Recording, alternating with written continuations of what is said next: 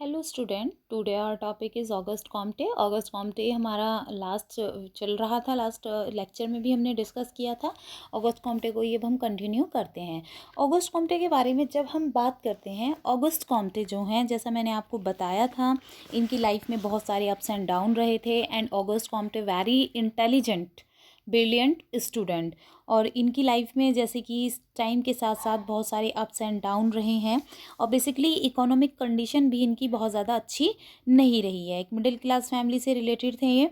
1844 में Comte क्लोटाइल D वॉक्स एक normal और एक, आप कहेंगे कि बहुत ज़्यादा सैड वुमेन थी, उसके कांटेक्ट में ये आए थे। कॉम्ट क्लोटाइल डी वॉक्स, ठीक है। क्लोटाइल डी वॉक्स इनका पूरा नाम था। ये जो महिला थी, मेल थी, इससे जो ऑगस्ट कॉम्टे थे बहुत ज़्यादा इफ़ेक्ट हुए थे, बहुत ज़्यादा प्रभावित हुए थे। और इनमें बेसिकली जो कॉम थे, जो उनका पॉइंट ऑफ व्यू था इस लेडी के बारे में, वो इन्हें दैवीय गुणों से युक्त एक अप्सरा मानते थे। मतलब ऐसी इमेज थी इनकी। और इस महिला का जो था, ये जो लेडी थी, कॉम्ट की लाइफ पे इसका रिवोल्यूशनरी इफेक्ट पड़ा।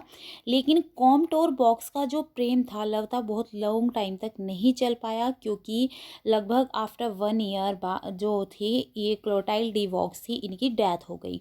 कॉम्ट का बॉक्स के प्रति केवल एक तरफा प्रेम ही था, वन साइडेड लव था, क्योंकि जो ये लेडी थी, इसने इसे कभी कॉम्ट से प्यार नहीं था, और ना कभी दोनों एक साथ एक घर में रहे। कॉम्ट ने इस लेडी से इतना प्रेम किया, इतना लव किया कि वो उसकी पूजा तक करने लगे थे। हालांकि जो बॉक्स है, ये वापस कभी धरती पे लौट के तो ये नहीं देख पाती थी। अगर वो देख पाती कि भाई मैं जो है, मेरी जो इमेज है वो एक व्यक्ति के लिए क्या है, उस वो मुझे भगवान के समान मानता है, मैं उसकी नज़रों में गॉड हूँ, और बेसिकली मेरे जाने के बाद भी वो मेरे से इतना ज़्यादा प्रभावित है, वो मुझे इतना याद करता है। और अगर किसी व्यक्ति को पता चलता है कि मैं किसी के लिए इस तरह से पूजनीय हूँ, तो बेसिकली वो खुशियों से नाच उठती है, और उसे इस बात का दुख होता कि उसने ऐसे आदमी से कभी प्यार क्यों नहीं किया, कभी प्रेम क्यों नहीं किया। बॉक्स का जो एक, आप कहेंगे, इसकी फ्रेंडशिप से प्रभाव से ही जो इफ़ेक्ट था, कॉम्ट स्त्रियों के बारे में, जो फीमेल्स के बारे में थे, उनके प्रशंसक बन गए थे। मतलब उन्होंने अपने राइटिंग में लेडीज़ के लिए बहुत अच्छा लिखा, उनकी तारीफ़ की थी। इन्होंने सेकंड जो अपनी लिखा था, जो इनका आर्टिकल था second, system of positive polity, इसमें इन्होंने स्त्रियों की प्रशंसा करके उनके नैतिक और दैवीय गुणों का बहुत ज़्यादा इम्पोर्टेंटली मेंशन किया है। और इसी के बेस पर उन्होंने सोशल रिकंस्ट्रक्शन का एक प्लान प्रेजेंट किया था, और उसी के आधार पर उन्होंने विज्ञान को ना बनाकर उन्होंने इसे रिलीजन को रखा था। कॉम्ट की आर्थिक स्थिति कभी बहुत ज़्यादा अच्छी नहीं रही। उन्होंने एक बुक लिखी थी, the course of positive philosophy. इसके पब्लिश होने से पहले वो एक प्राइवेट एजुकेशन इंस्टीट्यूट में लेक्चर्स देते थे। वहाँ से उन्हें जो मिलती थी सैलरी, जो उनकी कमाई होती थी, वही उनका एकमात्र सोर्स था।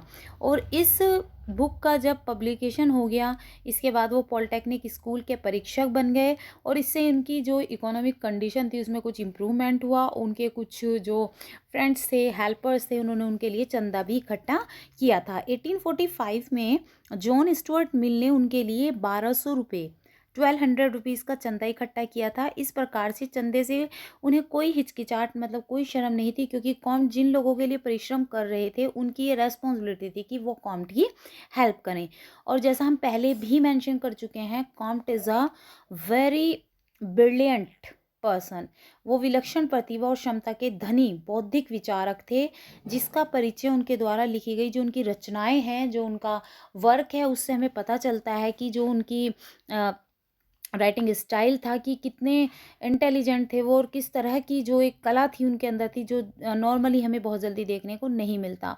और इसके बाद भी इनकी पर्सनों की संख्या जो थी वो बहुत ज़्यादा मतलब नंबर्स में थी। और इनकी जो लेखन शैली थी, राइटिंग स्टाइल था, इनका जो मेमोरी लेवल था, वो भी बहुत ज़्यादा इफ़ेक्टिव था। बहुत सारे लोग इनसे प्रभावित थे। और एक भी शब्द ये कागज़ पे तब तक नहीं लिखते थे जब तक ये उसके बारे में पूरे आश्वस्त नहीं हो जाते थे कि हाँ, जो मैं कहना चाह रहा हूँ, जो ये इसका सोसाइटी पे इफ़ेक्ट पड़ना है, वो ये डालेगा। और उसके बाद ही वो अपनी कलम से, अपने पेन से कुछ लिखते थे। उन्होंने कभी नीरस, बोझिल और आडंबर युक्त भाषा का प्रयोग नहीं किया। उनकी जो लैंग्वेज थी वो इस तरह की थी कि दूसरों को समझने में और किसी को समझाने में वो अपने आप में कैपेबल होती थी।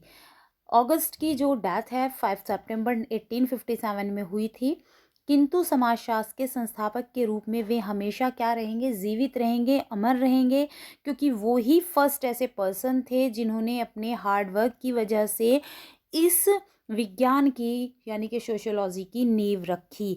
होल्ट, विंस्टन और रिनहार्ट ने कॉम्ट के लिए उचित ही लिखा है कि जब कैंसर रोग की वजह से 1857 में उनकी मृत्यु हो गई तो प्रत्यक्षवादी समाज के पुनः निर्माण का जो स्वप्न था वो भी खत्म हो गया। यानी कि जो एक डेवलपमेंट था, एक हमारा प्रत्यक्षवादी समाज के बारे में, वो ख़त्म हो गया। लेकिन उनकी मेहनत मेहनत जो थी वो बेकार नहीं गई, वेस्ट नहीं गई।